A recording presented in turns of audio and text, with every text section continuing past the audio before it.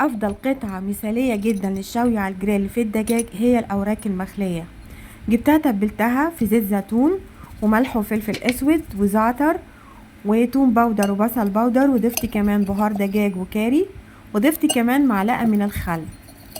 هقلبهم كويس وبعدين اخد قطعة الدجاج بتاعتي واحطها واضيفها في التتبيلة واسيبها لمدة ساعتين.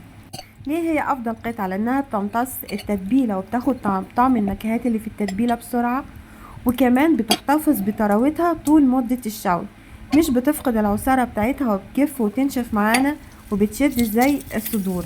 فالاوراق بتاعت الدجاج هنا مثالية جدا للشوي على الجريل. قدمت معاه كمان مكرونة بالصلصة، معلقة زبدة وزيت زيتون، وكمان ضفت لها كام فص ثوم مفرومين ومعاهم حلقات من الفلفل الاحمر الحار، وبعدين ضفت ملح وفلفل اسود، وبعدين نزلت بالمكرونة بتاعتي. انا هنا مش بحب اسلق المكرونة قوي قوي، يعني بحب اسيبها كده يعني اتسلقت بس مش لدرجة انها تبقى طرية قوي معايا. انا هاخد قطعة الدجاج بتاعتي بعد مرور ساعتين وهضيفها في الجريل، يعني تقريبا كل وش كده بياخد من 3 دقايق ل 4 دقايق. مش هعلي النار قوي، يعني على نار وسط علشان تستوي. وده شكلها بعد النضج، تحتفظ بطراوتها